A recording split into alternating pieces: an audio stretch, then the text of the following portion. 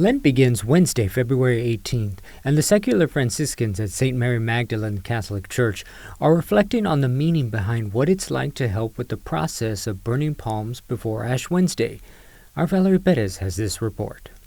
St. Mary Magdalen Catholic Church, located on Clower Street, often has many events on our liturgical calendar. Every year they burn palms from the previous year as a way to start off our Lenten season. Lent is a time to fast, help the community, and reflect in prayer. While getting ashes on our forehead and not eating meat on Fridays are to be expected traditional practices, the use of palms during Lent has great symbolism behind it. They symbolize Jesus' triumphant entry into Jerusalem, and they represent victory, peace, and martyrdom. Palms are used on Palm Sunday to welcome Christ, and later the same blessed branches are burned to create the ashes for Ash Wednesday. Palms help highlight mortality, repentance, and the transformation of joy to sacrifice. It's the beginning of an end, basically, and it's the beginning of our hearts and our love for Christ and penance in offering sacrifices as the Lord sacrificed his life for us. In those 40 days, we join him in those 40 days, and we just walk with him. We don't do it for God, we do it with God. We walk with him to grow in holiness with him. Lydia Perez has been with the Secular Franciscans since 2018, and she feels blessed being able to do this service every year. Oh, it's very exciting because I know that we're doing a service not only for ourselves, but for the community, because they're bringing the palms that have been blessed. It's sacramental and it's sacred, and we're bringing it, and we're doing this ritual that people back in the Old Testament, when they would use ashes and put them on their forehead, it was a sign of repentance. And so we know that if we do this service, that it is helping people to understand that we're entering into Lent, into the 40 days with Christ. And then when the new Palm Sunday comes, when the resurrection comes, that is going to help them in their journey growing through their faith in Lent. It is important to remember that we are not supposed to keep our palms all year long or even longer than that. Well, even if your palms are very old and maybe they have even some sentimental value, please bring them so we can properly dispose of them, because they are blessed and are considered a sacramental. Returning your palms and having them burned by the Secular Franciscans every year is a special way to start off your Lenten season, to help you feel spiritually strengthened and ready for your own transformation. If you still have the palms at home, bring them to the church or bring them to the church office, and we will take them in and dispose of them properly. A recent burn ban for Bexar County has caused the Secular Franciscans to think outside the box regarding their plans for burning service. Here's Valerie Perez with the details. Usually, parishioners at St. Mary Magdalen will drop off their palms from last year and place them in baskets so they can be burned and disposed of properly. However, a burn ban has been put into effect for Bexar County due to the dry conditions and wildfire risks.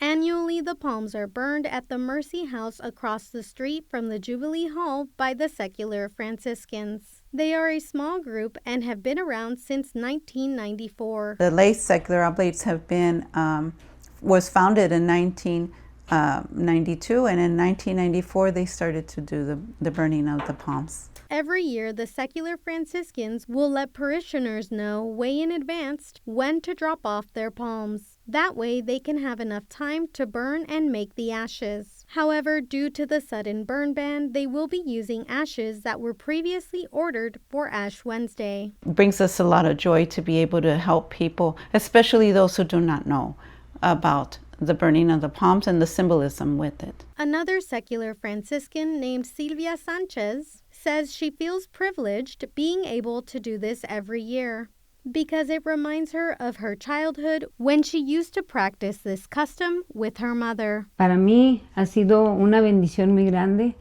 el recordarme de mis años cuando era niña que mi madre nos llevaba. porque muchos de estos en este tiempo se han perdido la práctica, la devoción, porque realmente el miércoles de ceniza es donde viene toda la gente. Mucha gente no sabe el significado que es la imposición de cenizas y nada más vienen porque es para ellos, tenemos que venir a la iglesia. Despite the burn ban, the Secular Franciscans will have ashes ready at St. Mary Magdalene for Ash Wednesday on February 18th.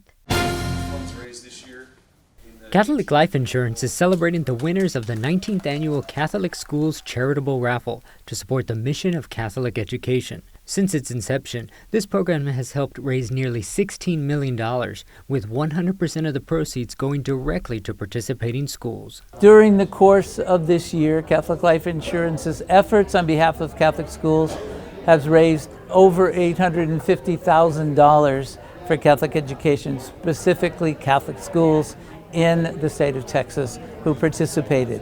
We are grateful to Catholic Life Insurance for holding this raffle, that 100% of the local proceeds of this fundraiser stays with the school. Catholic Life Insurance does not charge anything for administration of this project. The average school, I want to say, raised around $15,000, which is fantastic, for a grand total this year of around $890,000. Why does Catholic Life participate in this? Because we are very much aligned with the Catholic schools, the value system, knowing that these are the futures of the faith, future leadership in really our society. And so if we can give back in any way that schools can go and raise money to help pay for tuition assistance, overhead, salaries, some sort of capital expenditures. We have some schools that recently have purchased some school buses that they've been raising money for, directly attributed from the Raffles programs. Catholic education is essential for the continuing formation, faith formation of our Catholic children, and we who support Catholic education are delighted with all the efforts that people make to allow our Catholic schools to exist and to celebrate the presence of the Lord as we form our children in the ways of the world. And so that's why we're here today at the Catholic Life Insurance building on Interstate 410 in San Antonio, Texas.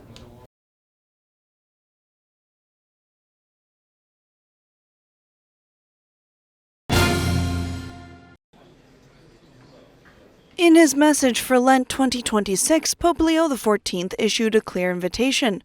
It's not enough to fast from food, it is also necessary to fast from words, and to disarm language that wounds. In his work titled Listening and Fasting, Lent as a Time of Conversion, the pontiff proposes living the 40 days in preparation for Easter and taking time to place God back at the center of life. For this reason, Pope Leo also invited the faithful to a very concrete form of abstinence, that of using words that affect and harm our neighbor. Let us begin to disarm our language, denouncing hurtful words, immediate judgment, speaking ill of those who are absent and cannot defend themselves, and slander.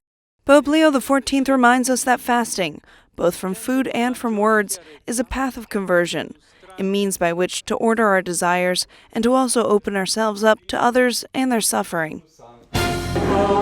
Lent in Rome begins with a special Ash Wednesday procession to mark the penitential season.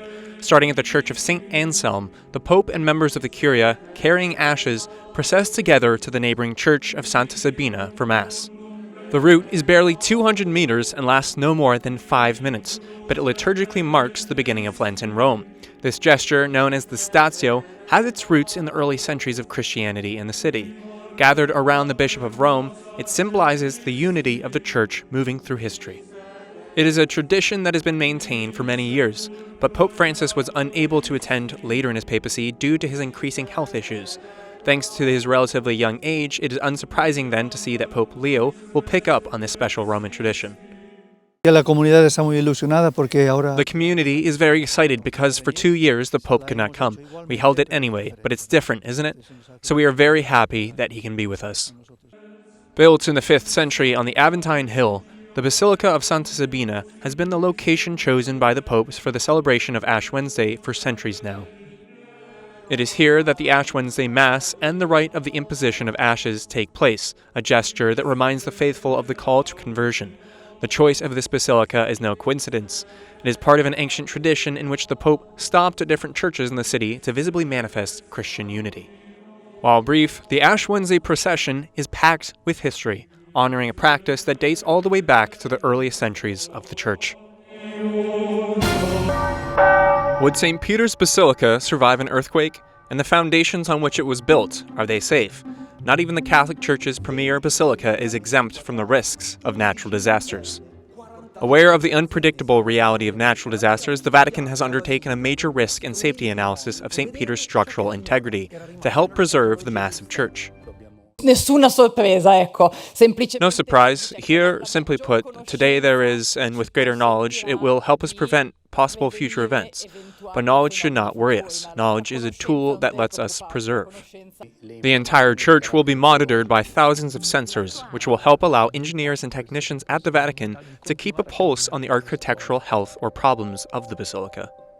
Abbiamo diversi ordini di grandezza. We have different orders of magnitude with respect to the problems. Some are resolved simply by saying go. Others, I don't know. Others we don't know how to proceed, where they might manifest themselves. Because there is a need for preparation, a mobilization.